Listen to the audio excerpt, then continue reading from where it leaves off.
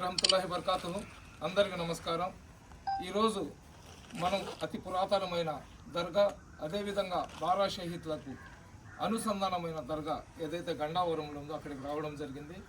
అదేవిధంగా వేమిరెడ్డి పట్టాభిరామిరెడ్డి గారు దాదాపు నాకు ఒక 100 సార్లు పిలిచి ఉంటారు. మా ఏరియాలో ఉన్న దర్గాకు రండి, ఈ దర్గా చరిత్ర ఒకసారి చూడండి, ఇది బారా షహీద్లకు అదేవిధంగా ఈ గండావరానికి చాలా సంబంధం ఉందని చెప్పి మనం చరిత్రలో విన్నది, మా పూర్వీకులు మాకు చెప్పింది ఏంటంటే, ఏదైతే బారా షహీద్లు ఉన్నారో వాళ్ళు మిర్జా సయ్యద్ మిర్జా అలీ బేగ్ హుసేని తుర్క్మాన్ టర్కీ నుంచి వచ్చినారు. అతను ఆ రోజుల్లో ఔరంగజేబు కాలంలో కొంతమంది హిందువులు ఎక్కువ ఉన్న ప్రాంతాల్లో బలవంతంగా మత మార్పిడి కార్యక్రమం చేస్తుంటే దాన్ని ఇస్లాం ధర్మం అంగీకరించదు, బలవంతంగా ఇస్లాం ధర్మంలో మార్చడం, ఇస్లాంకు వ్యతిరేకమని ప్రచారం చేసుకుంటూ వచ్చినారు. అటువంటి ప్రచారం చేసుకుంటూ వచ్చినప్పుడు ఏదైతే ఈ గండావరం ఉందో, ఈ గండావరంలో పాత రోజుల్లో పురాతనమైన దేవస్థానాలు అదేవిధంగా మఠాలు ఉన్నాయన్నమాట.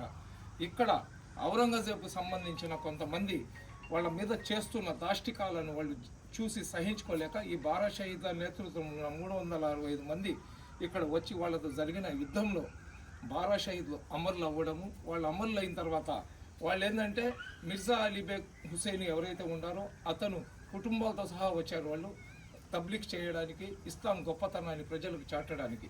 అందులో జరిగిన ఆ యుద్ధంలో వాళ్ళ బిడ్డలు కూడా ఇక్కడ చనిపోవడం జరిగింది. అయితే కొంతమంది చరిత్ర తెలియని వాళ్ళు ఏంటంటే వాళ్ళ ముండాలు ఇక్కడ ఉన్నాయి, వాళ్ళ తలలు ఇక్కడ ఉన్నాయి, వాళ్ళ శరీరాలు అక్కడ ఉన్నాయి అని చెప్పి ఏదైతే ప్రచారం జరుగుతుందో అది పూర్తిగా విరుద్ధం.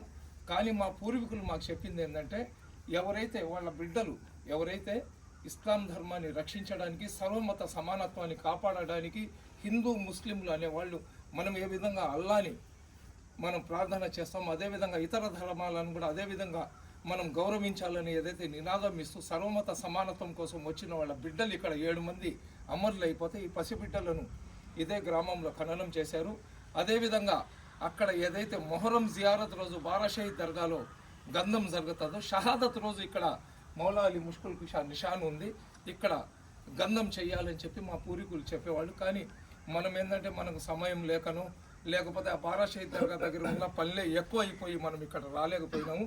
ఇన్షాల్లా వచ్చే సంవత్సరం నుంచి పీఠాధిపతులు అందరినీ కూడా తీసుకొని వచ్చి అదేవిధంగా మన పట్టాభి గారి సహాయ సహకారాలు తీసుకొని ఈ దర్గాను ప్రజల్లోకి తీసుకొని వెళ్ళి ఉన్న వాస్తవాలను ప్రజలకు తెలియజేసి ఏ విధంగా అయితే మన రొట్టెల పండుగకు జనాలు వచ్చి లక్షల సంఖ్యలో అల్లా ఆశీస్సులు పొందుతున్నారో ఇక్కడ కూడా ప్రజలు ఆ బారా షహీద్ దర్గా గంధానికి ముందర ఏదైతే 11వ తేదీ ఏదైతే మొహరం జియారత్ రోజు బారా షహీద్ దర్గా గంధం జరుగుతుంది, షహాదత్ రోజు గండావరంలో గంధం జరిగే విధంగా మనం వాళ్ళ సహకారం తీసుకుని అన్ని ఏర్పాట్లు చేస్తామని తెలియజేసుకుంటున్నా.